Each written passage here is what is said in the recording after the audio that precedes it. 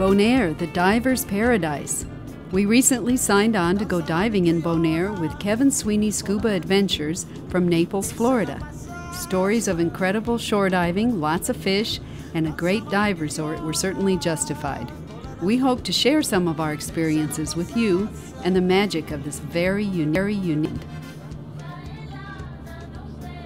Leaving Naples, Florida early in the morning, we arrived in Miami for an American Airlines flight to Curacao. Aruba, Bonaire, and Curacao make up the ABC Islands and are part of the Dutch Antilles. Because of the Dutch connection, flights to Amsterdam are easy, but coming from Miami is a bit more tedious. Our flight required a 5-hour layover in Curacao before we could board a small jet to Bonaire via Dutch Antilles Express. The airport in Curacao is delightful, though, with some great shops and a wonderful, wonderful coffee shop. Some of the best espresso anywhere. But 5 hours is tiring, so about halfway through, our leader bought some rum, we got some cokes, and were singing before long. By the time we finally boarded the plane and arrived in Bonaire, we were very ready to find our rooms. We stayed at Buddy's Dive Resort because Kevin has stayed there many times before and always had a great time.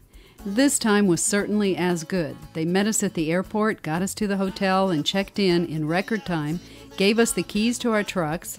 Yep, a great Mazda truck is included in the package, and got us to our rooms.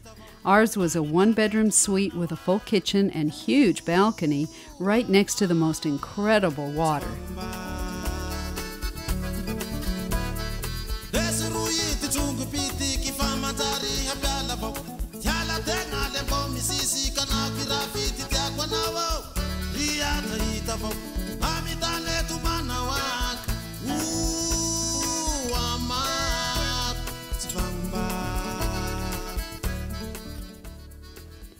The next morning, we awoke to the sounds and smells of the ocean and breakfast at the waterfront restaurant.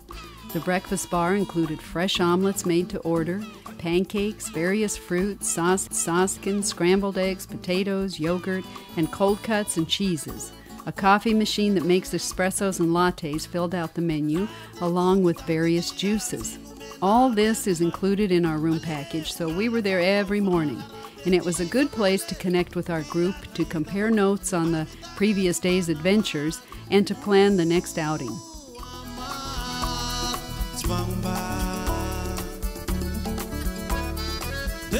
First day included an orientation meeting for everyone, since Bonaire's reefs are protected and all dive shops inform their divers about the reef and the correct diving etiquette.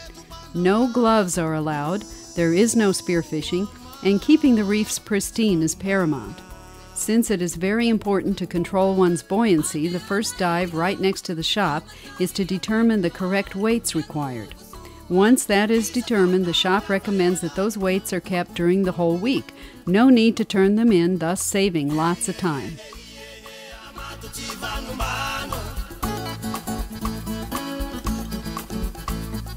Since the reefs are in a marine park, all divers must pay a fee of $25 to dive, and snorkelers pay $10. This is good for a whole year.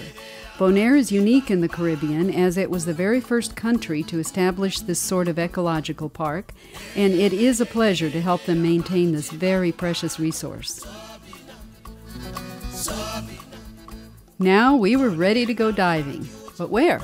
There are only 63 shore diving sites on the west side of Bonaire, and of course one can go boat diving as well. But why not just walk off the pier and explore?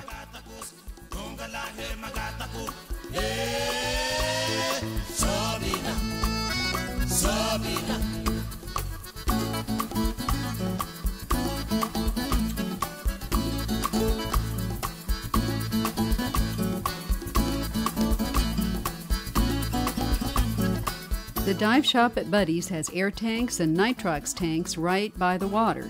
You just grab one and off you go. When you're done, you bring it back, exchange it, go again.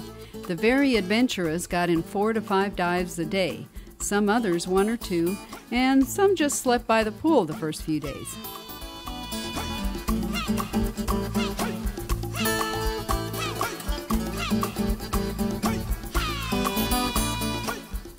The water in Bonaire is warm, around 80 degrees year-round, and the reef right in front of Buddy's is reputed to have more fish than anywhere else in the world.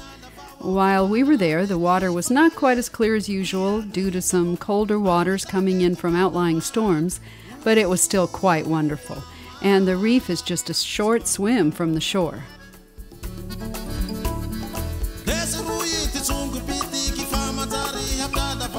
Yala denga de bom sisi kana pirafiti